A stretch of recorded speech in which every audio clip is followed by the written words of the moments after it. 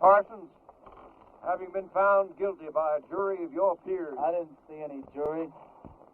Well, they was around. Anyway, what difference does it make? You gunned down Windy Jones, and he was one of our most beloved and respected citizens. I heard he was the town drunk. Well, now that he's dead, he's one of our most beloved and respected citizens.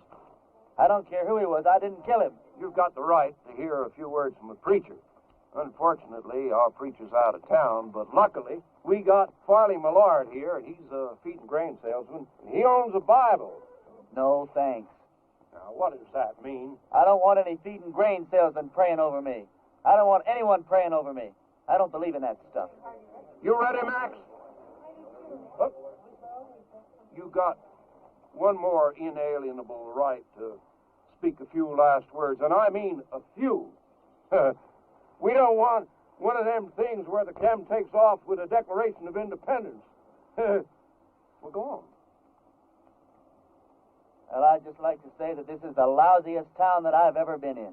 Well, I've met a better class folk in a San Francisco opium parlor. Drunken pool hall bum would be considered too high tone for these parts.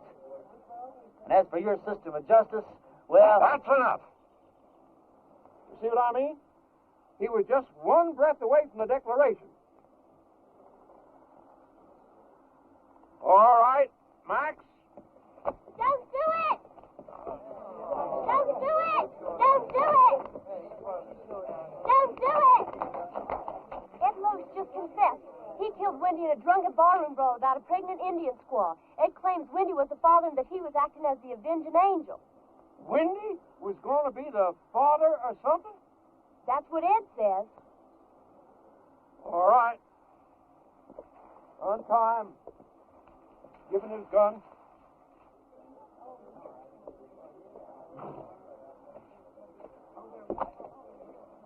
Now, that's the way out of town, son.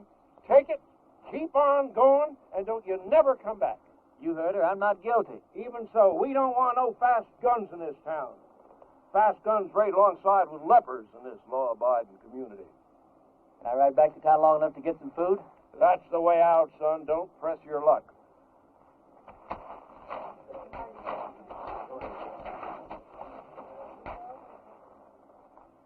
Thanks.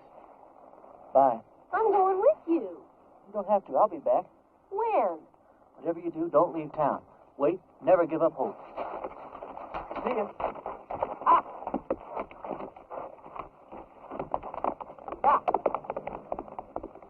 If I'd have known he was going to act like that, I never would have lied for him. Why? You would have never... What?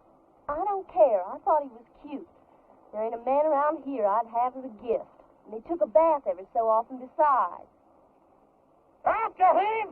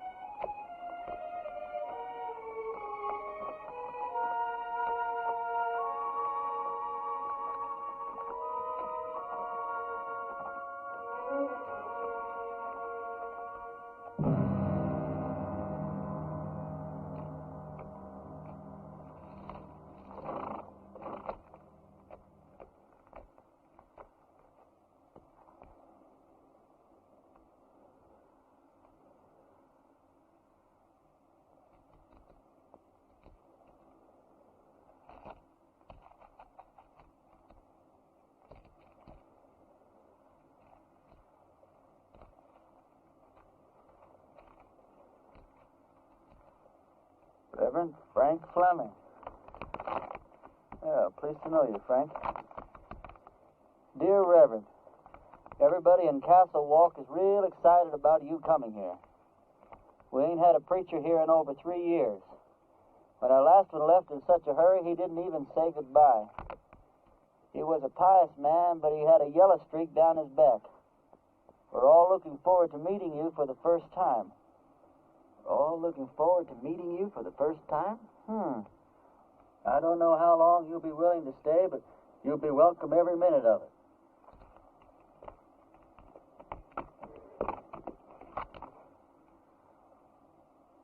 Here's the preacher's horse.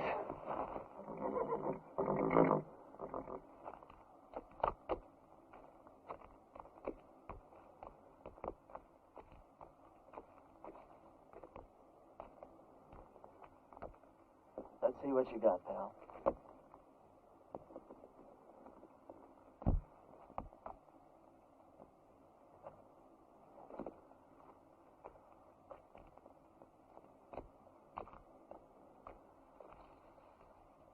Frank, if ever I catch the guy who did you in, I'll take care of him for you.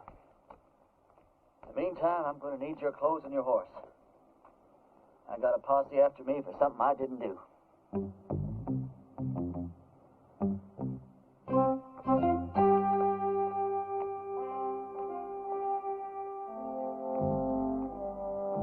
I'd say a prayer for you, Frank, but coming from me, I'm afraid it's liable to do you more harm than good.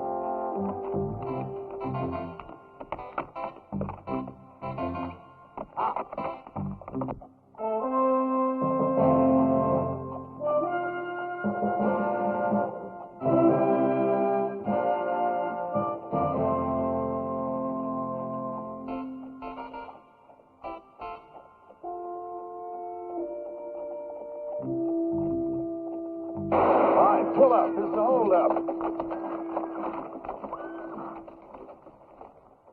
Why, it's a preacher, Percy. Sorry about that there, Parson, but we're a little too far off to catch that there caller. Is there anything we can do for you, Reverend? Either of you boys ever heard of a town called Castle Walk? Why, yeah, it's in Arizona. Sure ain't much of a town, though. How far is it from here? Oh, about 150 miles. It's over yonder in that direction. How's your church attendance been lately, boys? You boys see that branch over there? Yes, sir.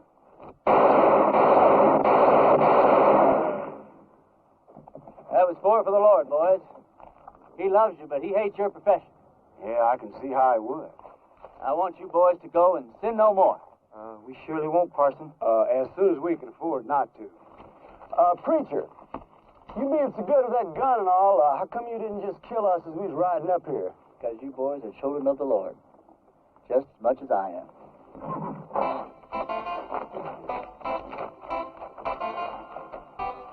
Children of the Lord, huh?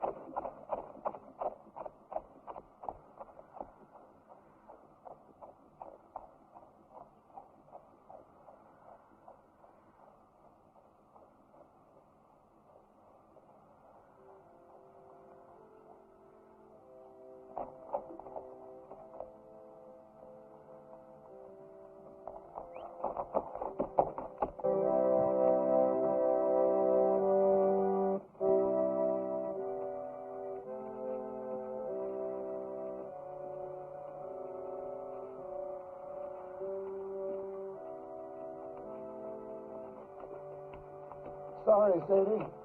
Didn't have the time to dig it no deeper.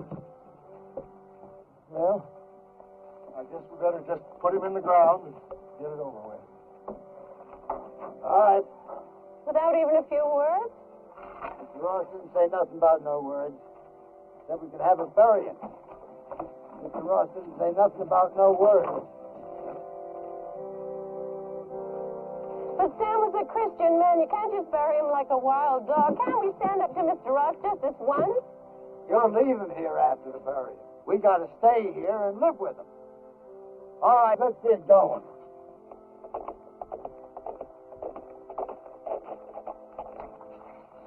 Wait a minute. Is it one of Mr. Ross' men? Looks like a preacher. Well, what do we do now? And I wrote him myself not to come.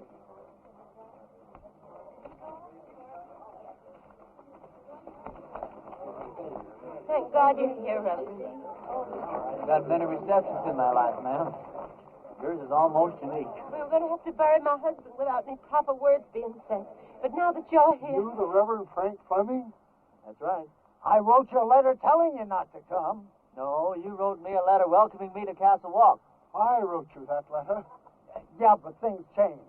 First, Mr. Ross said it was all right for us to have a preacher, and then Mr. Ross changed his mind. Gentlemen, what the hell is going on here? Reverend! Hell is a word that came straight from the Bible, folks.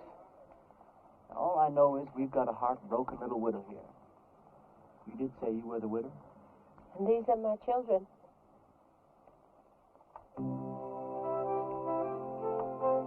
That's a child? She's 18. Oh, she certainly is.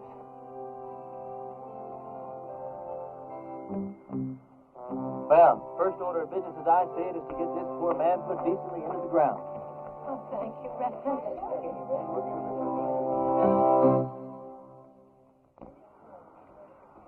Oh, I don't know what Mr. Ross is going to say about this. I haven't been here 5 minutes, and I'm already sick to death of Mr. Ross. Come on, let's bow our heads. Don't you have a Bible, Reverend? Oh, I probably do in my saddlebag. Here, you can borrow mine, Reverend. The deceased was probably a simple man, so I'll just say a few simple words of my own, not bother to dip into the Bible today. You all know it's ashes to ashes and dust to dust. It may not sound like the best deal in the world, but it's the only deal you're ever going to get, so you might as well learn to live with it. I didn't know the late deceased, but some of the works he left behind are mighty impressive.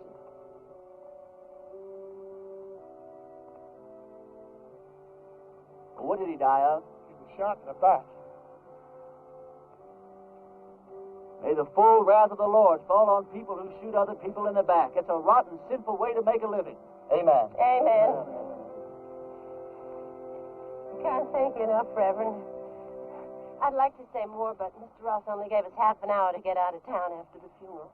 You're leaving town? You taking her with you? Mr. Ross said we all had to go. Who is this Mr. Ross? He's a mean, miserable, murdering thief, and he runs everybody in this part of the country. There ain't a soul of us that had a single, solitary, happy day since he rode in here and took over.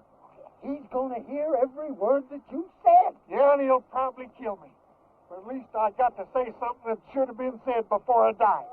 Why is he running this woman out of town? My husband, Sam, was the only man in these parts to stand up to Mr. Ross. So he had Sam killed. He let us take one wagon load of our things. We'd better get started. Ma'am, the only place you're going is back to your ranch. I'm sure with the help of all these fine citizens that we can make Mr. Ross see the error of his ways. Reverend, you don't understand the situation around here. Mr. Ross is a powerful, powerful man. He's got money and influence. And he's got 20 top gunfighters working for him. Before I tell you people what I really think of you, I'm going to tell you something about gunfighters. Now, Ross doesn't have 20 top gunfighters working for him because there ain't 20 top gunfighters in the whole U.S. of A. Now, what Ross probably does have is about 15 cowboys that wear guns for ornaments. They do just fine at shooting up a saloon or making some terrified dude dance a little jig. Ross has probably got about 3 men who are pretty good at getting their guns out of their holsters, but no good at hitting anything once they do. Which leaves about 2 or 3 men that might honestly be called gunfighters. Not top gunfighters. More like second or third raters. So you see, you folks have been letting yourselves be rousted around by a bunch of two-bit yahoos. How come you know so much about gunfighters, Reverend? The Lord's work takes one to many places in many climes. Matthew 31. There ain't no Matthew 31. Well, there ought to be. Widow, I want you and your family to get in the wagon. I'm going to drive you home. You're going to sit next to me. Oh, I don't know, Reverend.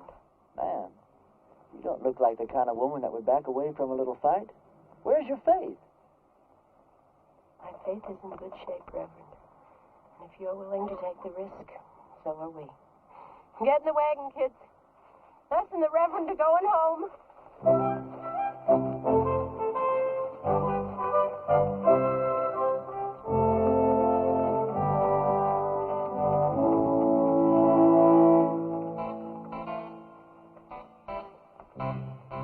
The lives of this family will be on your soul, Reverend. Oh, Reverend. Yeah. A couple of Ross's men are in town and they're pretty liquored up. That was their first mistake.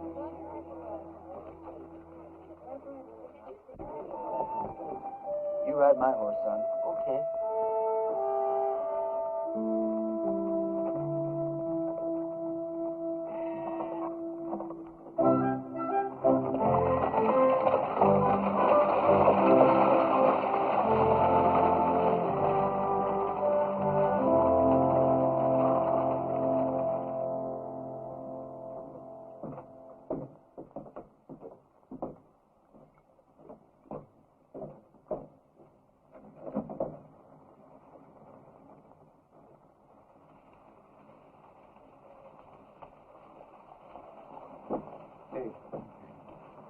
Go have some fun.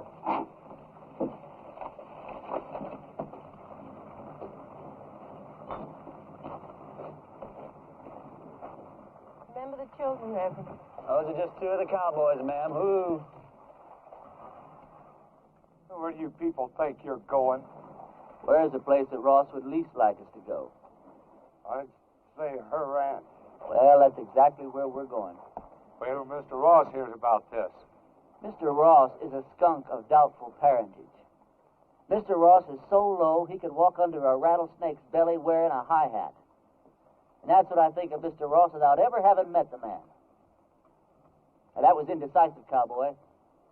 Could have very easily cost you your unimportant life.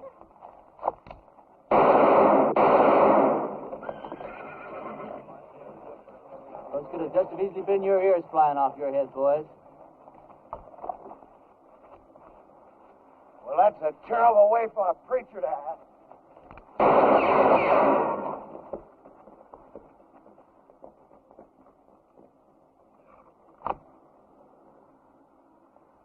The Lord wants someone to move. He wants them to move.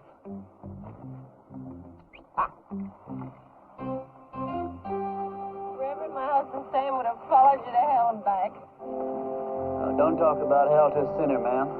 You're a sinner? Yeah, we're all sinners.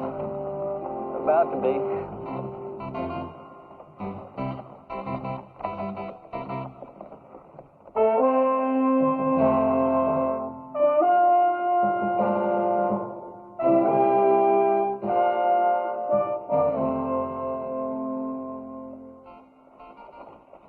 All right, kids, as soon as we stop, I want you to get the wagon unloaded.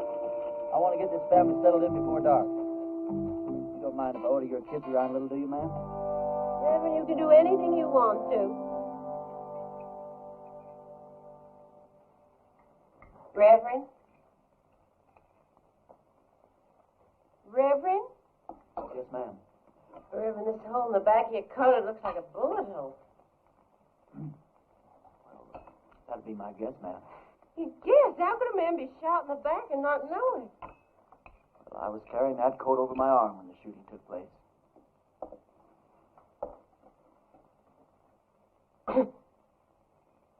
Well, tobacco's one of the Lord's works, too, ma'am. I'll get my things and fix your coat. Do you think Mr. Ross and his men are going to come down and get us tonight? No, not tonight, honey.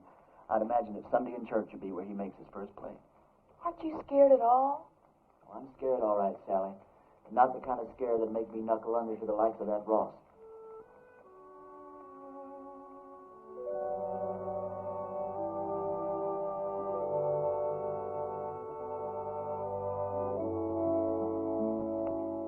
lot of a text for your sermon tomorrow, River? Tomorrow? Tomorrow's Sunday. I've lost all track of time the last few weeks. What do you think I ought to preach about? I thought you said the sin of cowardice. Yeah, that's not bad either. Thought you probably had some favorite passage from the Bible to illustrate your point. Oh, I do. Several of them, as a matter of fact. But what's your favorite passage from the Bible that would illustrate that point, man? I think it would be Luke 12. Christ says, "Do you think I have come to give peace on earth? I came to cast fire upon the earth, and would it were already kindled." It says that in the Bible? Well, I told you, Luke 12. Oh, Luke 12. Yeah, that Luke, he really knew how to turn a phrase, didn't he? Bring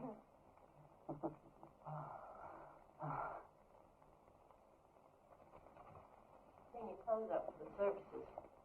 I'd appreciate that. You don't happen to have a Bible around, do you? I seem to misplaced my glasses. Could you turn to that spot in Luke that your mother was talking about? It's right here. You don't wear glasses. That's something, you're right. I don't know what got into me.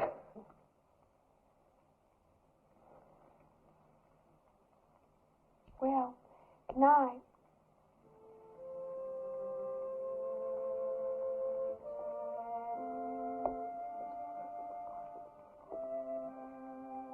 Good night.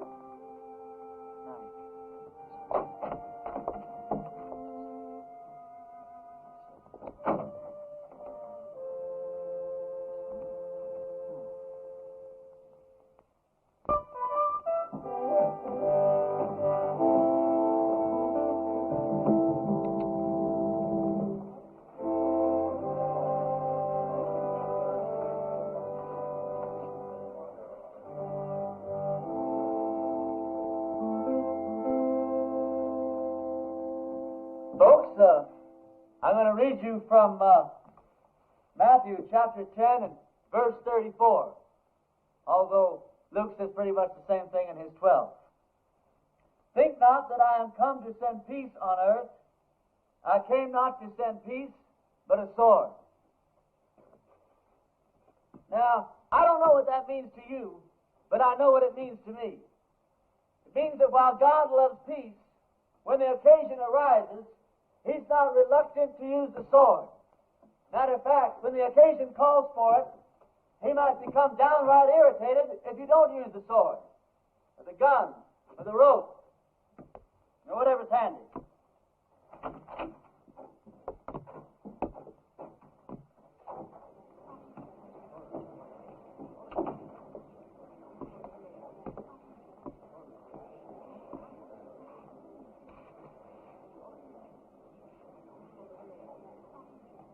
You folks have had a cross to bear here lately, and his name is Ross. They say that people get the kind of lives they deserve, and I guess they do.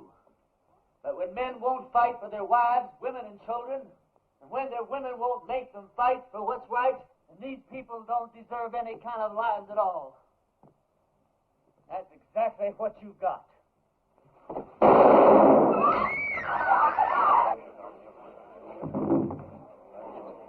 Get his gun.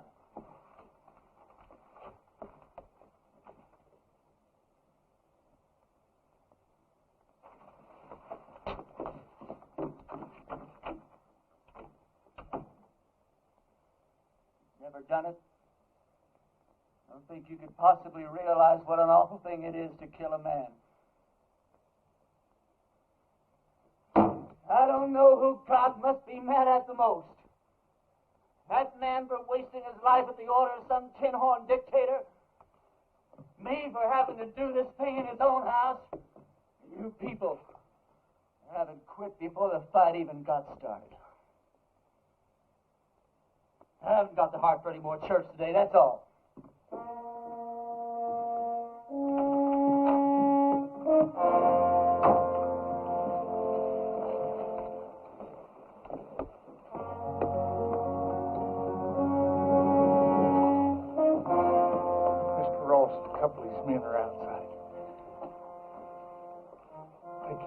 up, son.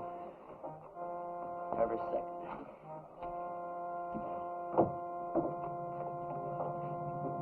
Bring that body outside.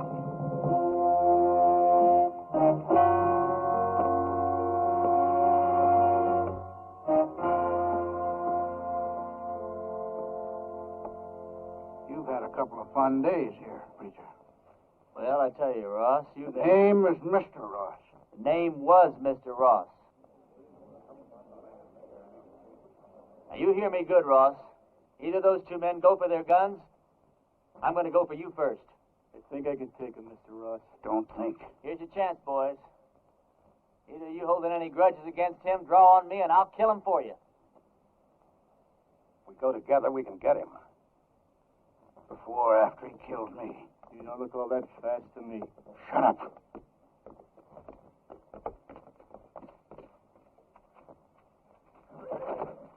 Friend of yours, Ross? All right, preacher. You pulled yourself off a nice little grandstand play for the folks. Now I want you out of town. Who killed Sam Underwood, you or one of your men? I'm going to find out if I have to take the whole bunch of you to pieces. Give me the word. I'm sure I can beat him. We'll go on back to the ranch. I'll be there in a minute. You sure? Now.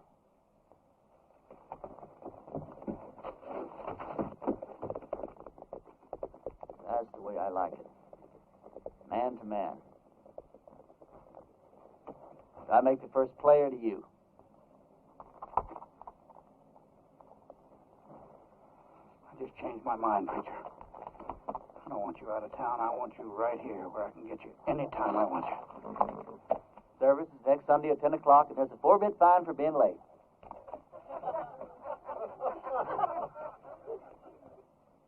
You wouldn't shoot me in the back, would you, preacher? Like that.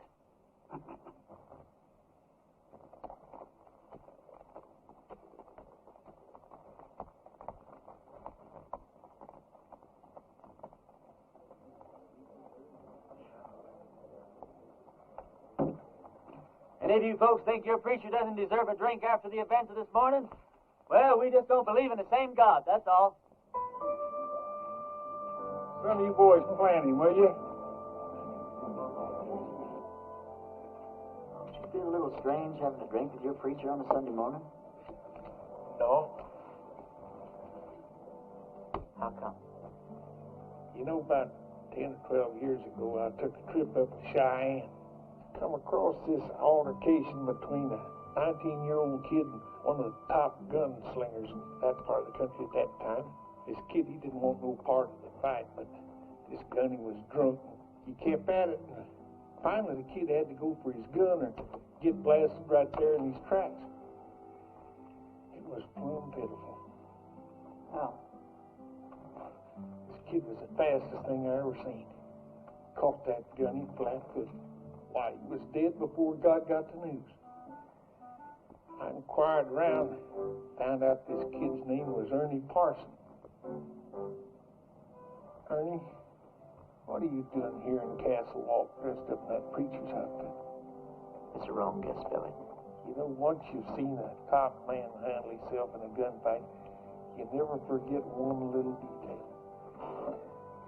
What are you on for, anyway? Doesn't matter. I didn't do it. They'll hang me just like I did if they catch me. Did you kill Frank Fleming? Oh, of course not.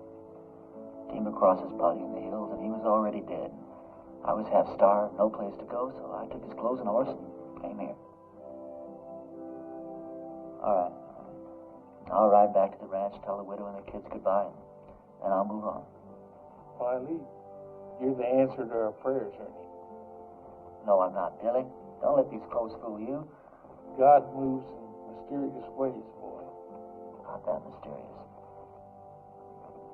Look, Billy, what I'd like to know is if I do stick around here, how much help can I count on from these God-fearing people?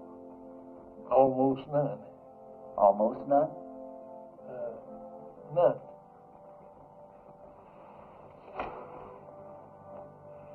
This is just God moving in his mysterious way to get me killed. God will smite the sinners of Castle Walk just as surely as he smote the Philistines. Smote. For the time is at hand when you will hear of wars and rumors of wars.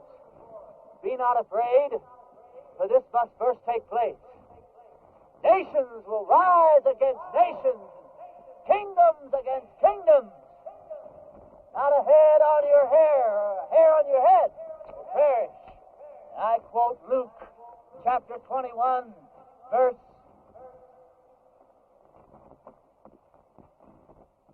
Luke chapter 21 and verse 23. For there shall be great distress in the land, wrath upon his people.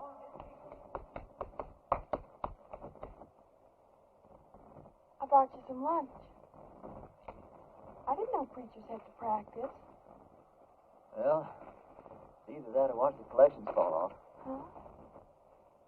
Oh, that's a real bad joke I stole from the Methodists. Oh, Does your mother know you came out here alone? I don't know. Why? Well, you're a very attractive young girl. Almost too young, as a matter of fact. Most of the girls around here are married by the time they're 13 or 14. 13, huh? Well, I'll have to look into that. Why? They're the lucky ones. Even if they don't get a trip to Phoenix out of it. Is that the price of marriage around here, a trip to Phoenix? No, but it sure doesn't hurt. Look, do I have to keep on calling you Reverend? Oh, no. Call me Ernie. Ernie?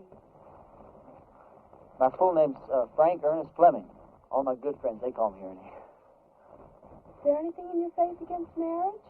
No, not in my faith.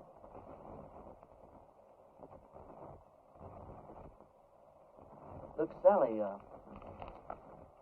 sit down. This conversation isn't going in exactly the direction I planned. I mean, you know, marriage is just fine. I was real glad that my parents believed in it.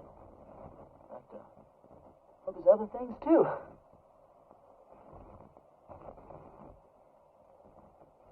You don't know what I'm talking about, do you? I know what you're talking about.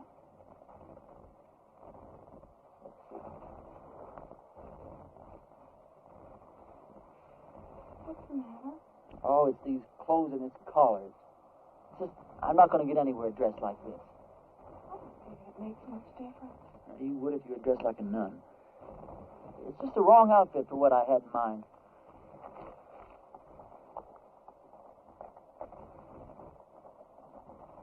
Hey, preacher, I've got to talk to you. Hi, Sal. Hi. It's real important.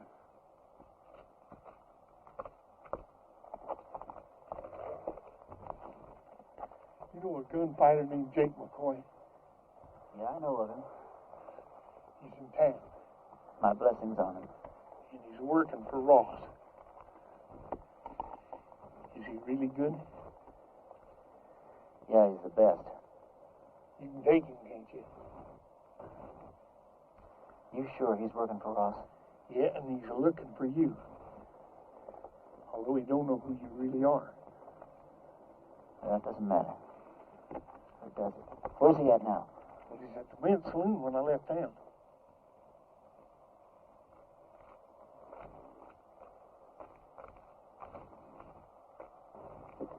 You're going to have to ride back to the ranch alone. We didn't get very much accomplished today, did we?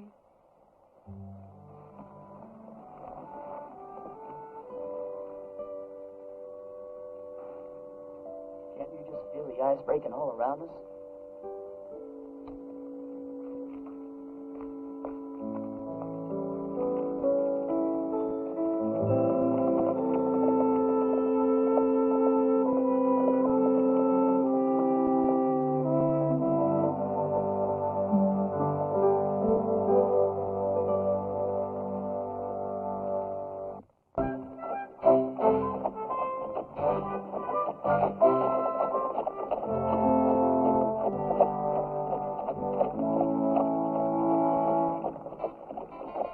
Well, this is your last chance to ride on out of here. Forget about the whole thing. I can't. I don't know why, Billy, but I just can't.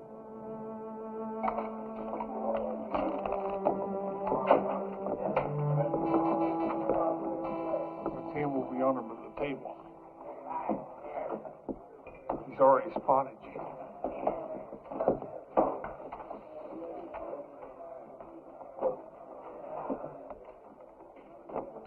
Hello, Jake.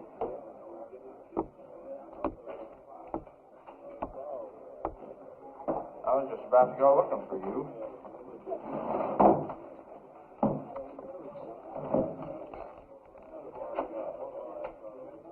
You ever run into Ernie Parsons anymore?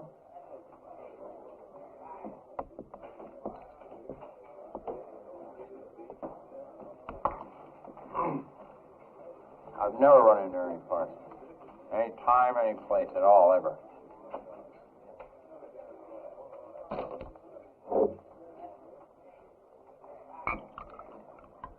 You have now.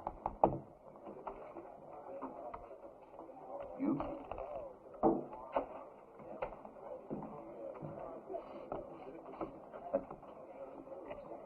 You going to the church?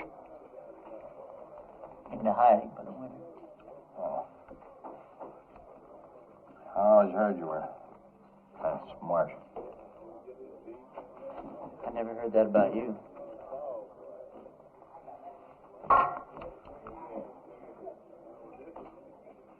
Look, are we really going to have to go through with this thing? I got $1,000 in my pocket. And the girl waiting for me in Boulder City says I gotta go through with it. You all that sure you can beat me? You all that sure I can? The only thing I hate is a stupid, senseless fight. Come on.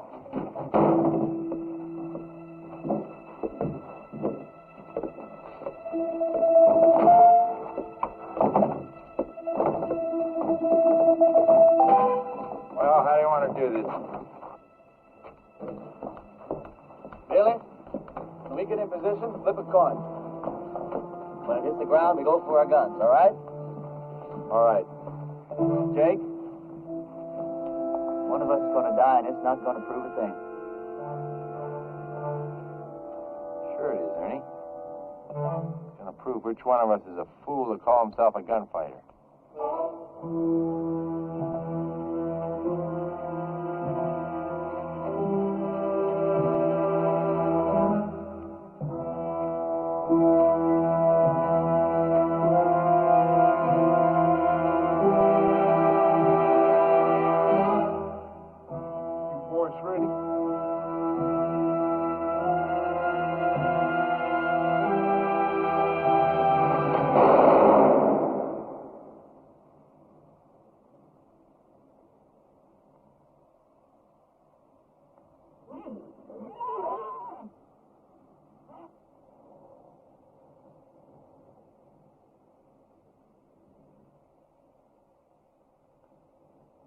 Are you hit? You?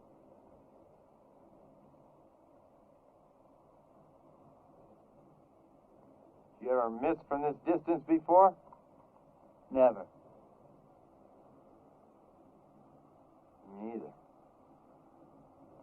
Want to try again? No. No, I think somebody's trying to tell us something. You put your gun away. I'm going to get on my horse and get out of this place.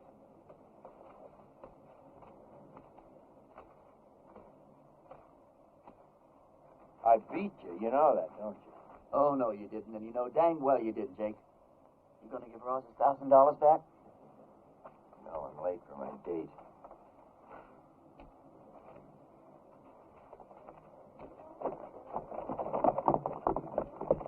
You folks see those bullets hit? I don't think it hit anywhere, Reverend. That's just plain silly.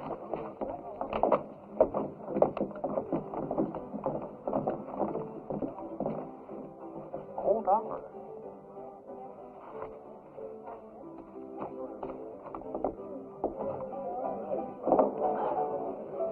Now, those stupid legends get started. Jake and I have an off day in a gunfight. Miss each other. Wish there could be 1,000 explanations. Just because a bunch of rummies standing around don't see where the bullets hit. All of a sudden, you've got the miracle of Castle Wall. Now, this whole miserable little town's going to think that God's on their side. Well, you got me convinced, son. But somehow or other, just hardly believe that you convince yourself. Now, let me point out a couple of things to you. Like what? Well, for instance, you're back yonder in that town and they're about to hang you. And right at the last minute, in rides this gal and saves your neck. She and I've been fooling around a little bit. All right, well, then you're out there in the brush, posses are chasing you. Then all of a sudden you come across this here preacher's body. You find this letter that brings you right here to this here town. It's supposed to lead him. Yeah, but you was the one that wound up here. Right here where you're needed more than anybody's ever been needed before. Now, do all this make you want to stop and think just a little bit more? No. I don't want to talk about it.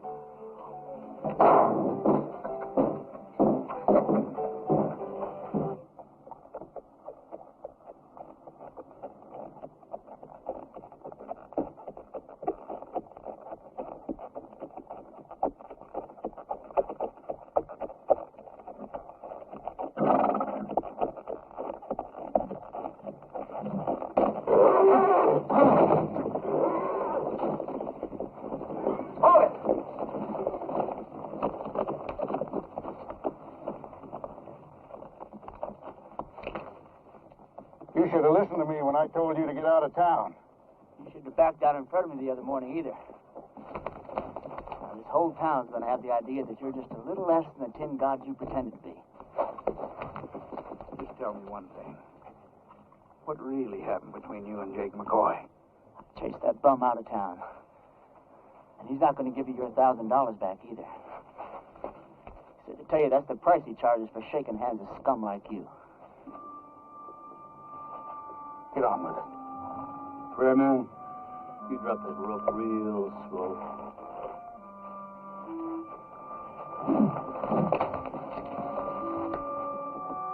Drop it.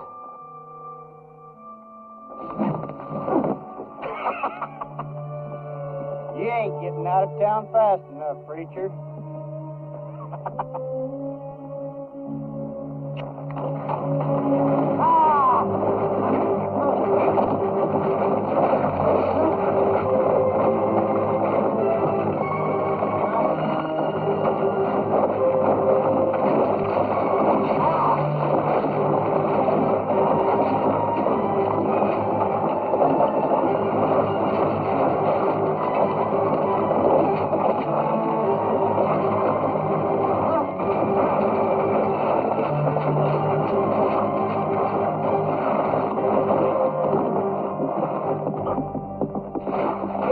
Now, preacher?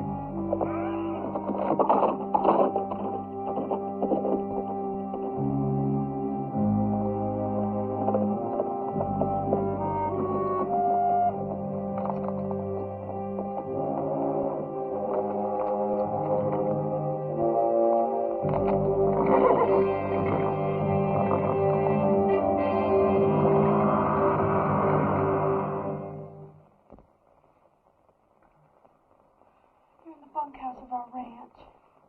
I thought it would scare the kids if they saw you like this. How'd you find me? When you didn't come home last night, I set out to look for you.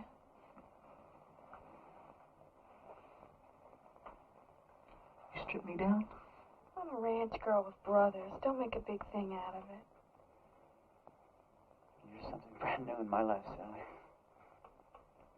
Are you strong enough to get up and get dressed and get out of here? Doesn't matter whether I am or not, I've got to do it. Turn your back, Sal. I'm not as advanced in my thinking as you are. Will I ever see you again? Sure, why not? I'm not going far. Well, you have to. When they don't get your body, Mr. Ross will never stop until they find you. Yeah, this is the first place he'll look. I want you and the kids to go out and dig a grave. Put some kind of a marker on it with my name. Tell Ross you found my body and buried it in the hills. Is it around now? Sure. Sally, I don't want anyone to know that I'm alive. I want it to come as a horrible shock to Ross. I want to start giving him trouble in ways he never dreamed of. We'll need plenty of food, water, ammunition. I'll get you everything you need. Where will you go? I'll hide out in the hills for a while. Well, Ernie, in this part of the country, if a girl undresses a man, it's customary for the man to make an honest woman out of her.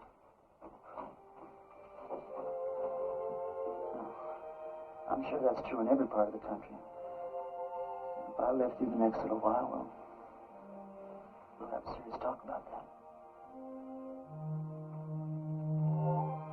What's the matter? Oh, well, just look at the way I look. Well, it's always something, isn't it? You don't like the way you're dressed. You don't like the way you look.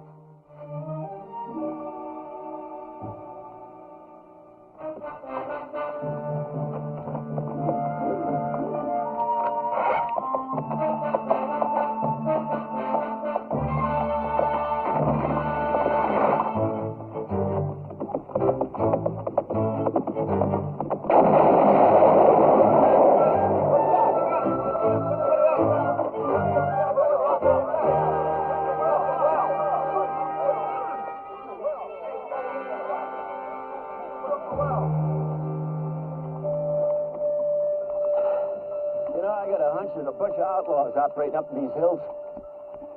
Probably scared old Chet and Harley half to death. Blew up the well, too.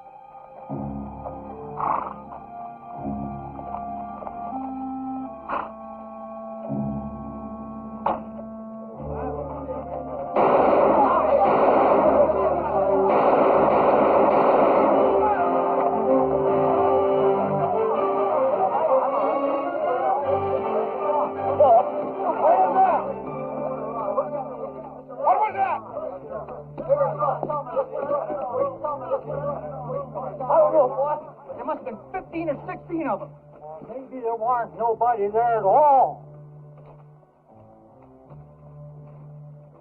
What do you mean? Dragging a preacher through the cactus. Them people don't have to stay dead unless they want to. Everybody in town keeps talking about the preacher's ghost riding through the hills and shooting at every one of Ross's men that sticks his head up. I keep telling them it's the whole doggone idea of ghost sticking. Sally, didn't you tell Billy? You told me not to tell anyone. Billy, I'm sorry. It's sure good to see you alive, boy. Are you sure it's safe for you down here? Honey, it's been a long time since I've been safe anywhere. Lately, it's been getting worse. Isn't tomorrow Sunday? Sure is. Billy, I want you to ride into town and tell everyone that we're having church services tomorrow morning at 10. I'll do it right now.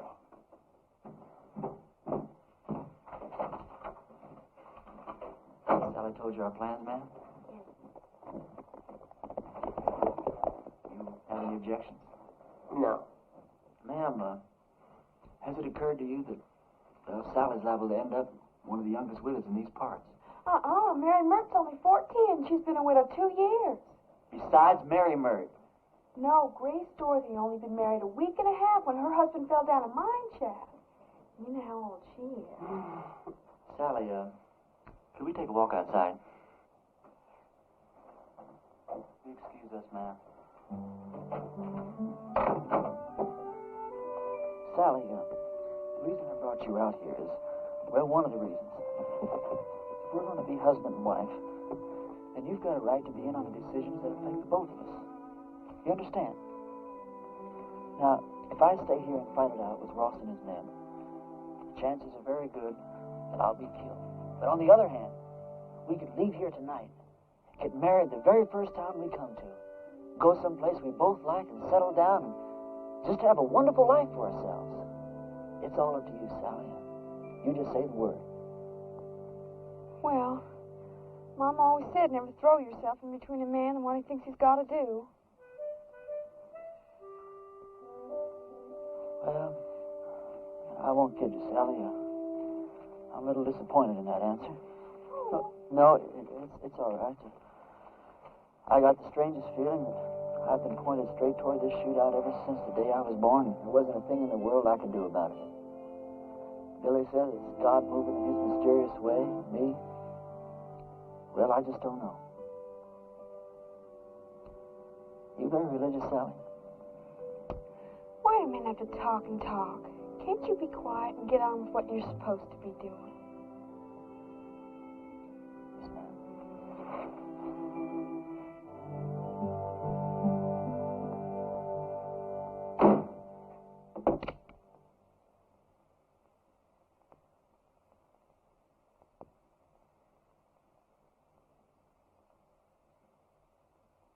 Folks, I'm here today as your preacher and as God's representative.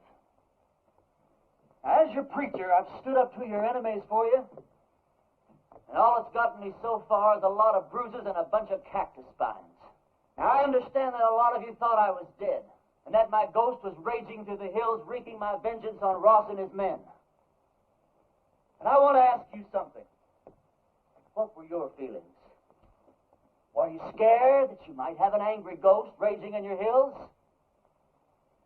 Or were you ashamed because not a single one of you came out to see if I was alive or if I might not need some help? Well, I'm warning you people. While you're sitting around waiting for God and me to do your work for you, God just might have some plans of his own. Maybe he's not as angry at Ross as he is at you.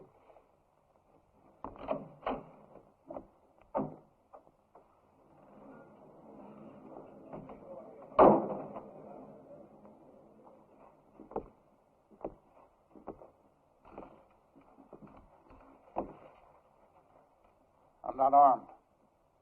Billy, go outside. Take a look around. I came alone. Go on, Billy. I just thought it was time that all this foolishness came to an end. We got a new country to build here. We ought to be getting on with it, instead of indulging in all this senseless killing. I won't deny that you've hurt me since you've been here. Several of my men have been killed or wounded. Several more have run off because you scared them half to death. I didn't know I was doing that well. What do you want, Ross? A truce. A chance to get on with our lives. Ross, if you were sitting on a stack of Bibles 10 feet high, I'd bet money that you were lying and I'd win. Well, now, just a minute, Reverend. If Mr. Ross is sincere, and I believe he is, this may be just the moment we've been waiting for. Luther, how could you believe that? I don't believe him for a minute. Now, Sadie. You are going to believe this man after all he's done to you? Jehoshaphat, Reverend. Anybody can make a mistake. If Mr. Ross is man enough to come here, please. I didn't mean to create any dissension amongst the preacher's flock. Now, you've all heard what I have to say. Think it over.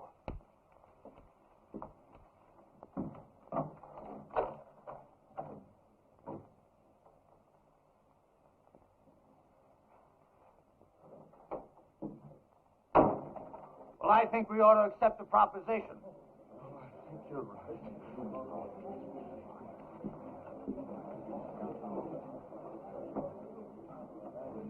I have an announcement to make.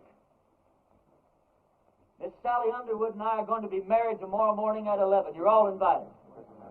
The second the ceremony is over, my wife and I will be leaving this God-forsaken town for good. The ceremony won't take place here at the church. It'll be at the Mint Saloon. Say what you want about those people at the Mint, but they know why they're there and they do something about it.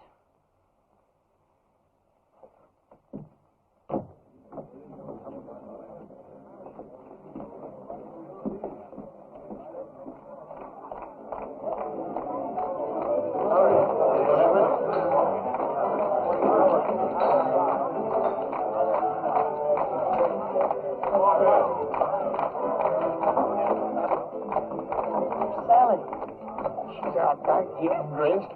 Her mama's with her. Can't take all day with this thing. What's your rush, boy? Well, one of my feelings, and I'm never wrong, that I should get out of this place. When did you say that? Huh? Oh, nothing. Hey, yonder she goes down. Oh, you're beautiful. Come on, everybody.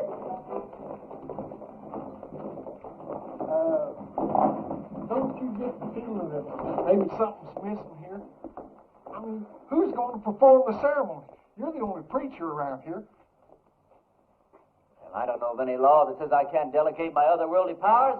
You marry us, Billy. Oh, yes, Billy. I don't know about the legality of all this. Oh, never mind the legality. It's the spirit that counts. Well, Now, I take Sally to be my wedded wife. You go on from there. well. Dearly beloveds, we are gathered here today to unite this couple in holy. What's that? Reverend, you were right. Ross and his men have bypassed the town, and they're circling around, and they're coming in that way. Well, he's let us down again. Hold it down, hold it down. How many men? I counted 14, including Ross. How long before they get here?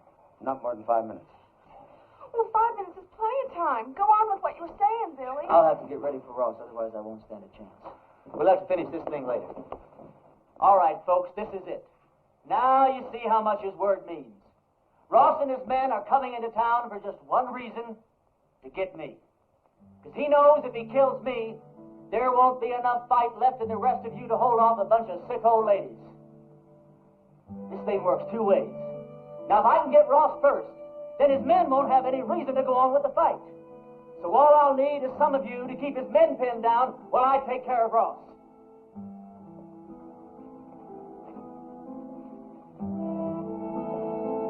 But the women and the children. You don't even have to come out in the open. You can shoot from the windows or from the roofs. You don't even have to hit anything. Just shoot fast and make a lot of noise, but keep his men pinned down.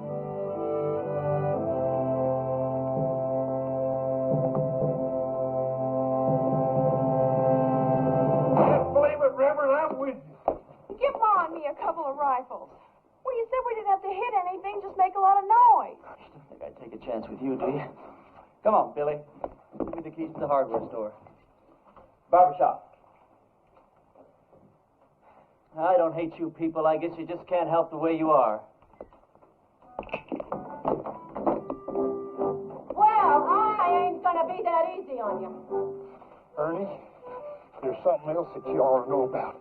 I'd have told you sooner, but, well, I didn't want to spoil the wedding. That sheriff that wanted to hang you, he's here in town. Where? Over at my place. I told him I was the sheriff here. It's one that I got off our last late sheriff.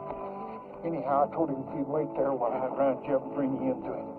How'd he find me? Oh, him and that posse come across Frank Clemens' body.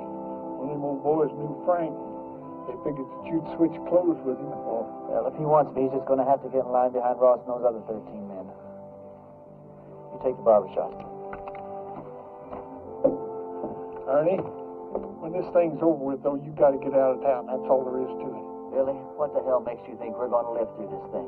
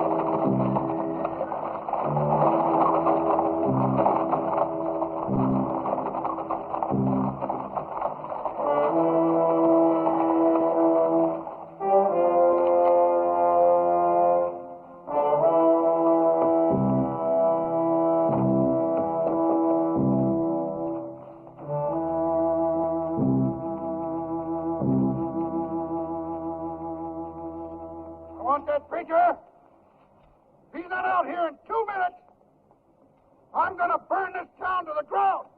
Drop your guns, boys.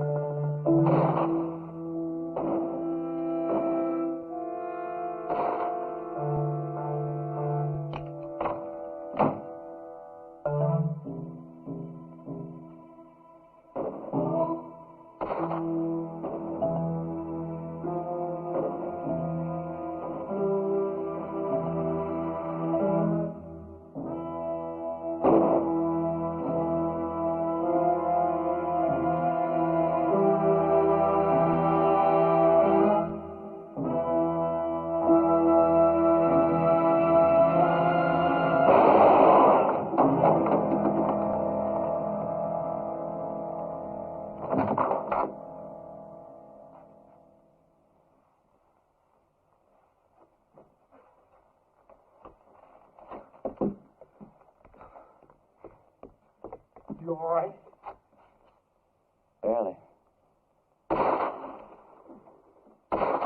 Listen, all you Ross's men. Ross is dead. Anyone who keeps on fighting is going to have to stand trial. How do we know he's dead? Because I'm alive. All right. You heard the man. The sheriff's going to be down here to find out what this is all about. Yeah, I know. Billy, get my horse and meet me out back, huh?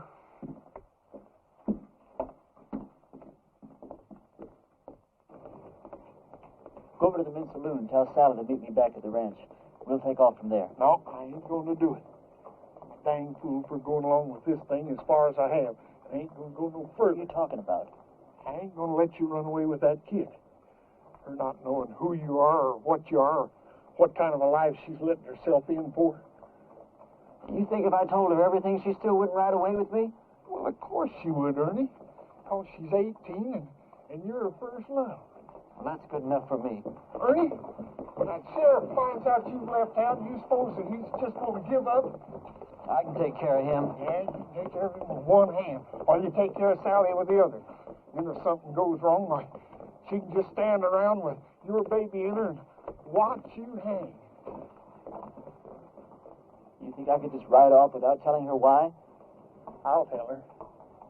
Yeah, then what happens to her? Oh, she'll be tore up for a while, but she's young. She'll get over it in a month or two. Yeah, but I won't get over it in a month or two. I'll get your horse.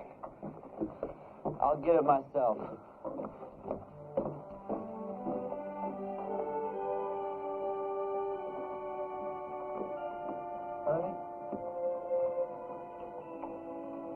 This town owes you a whole lot, but it don't owe you salary.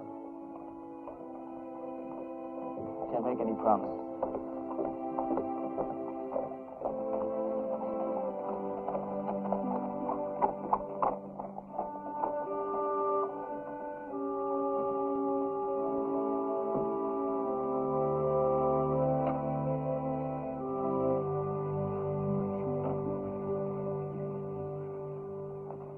He's all right. He's not hurt, and he'll be here any minute. Damn it, Billy. You're right.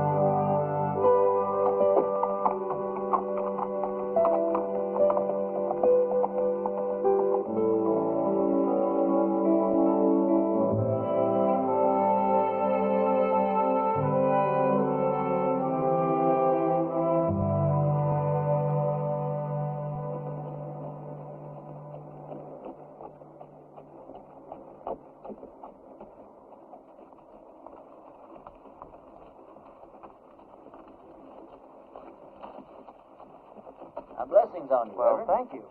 Ernie, do I know you? No, I don't think so. And how come you know me? Because I know every preacher in this part of the country, and you're not one of them.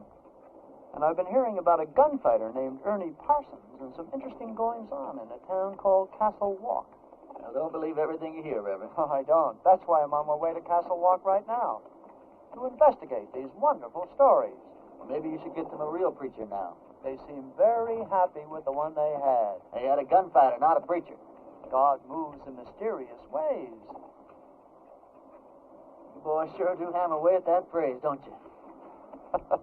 You really going to Castle Walk? I sure am. When you get there, would you give these to a girl named Sally Underwood? Tell her they're just from an unknown admirer that thinks certain girls should have a trip to Phoenix, even if they don't get married. All right. Ernie, did you ever think that the things that happened to you in Castle Walk might be your call to the kind of work you've been destined to do? Reverend, I didn't solve the problems of Castle Walk by praying them away. I did it the way I always do, with a gun. Did you ever hear of a call coming that way? But you left it a better place than it was when you arrived. You're a nice guy, Reverend. No thanks. I'll be seeing you, Ernie.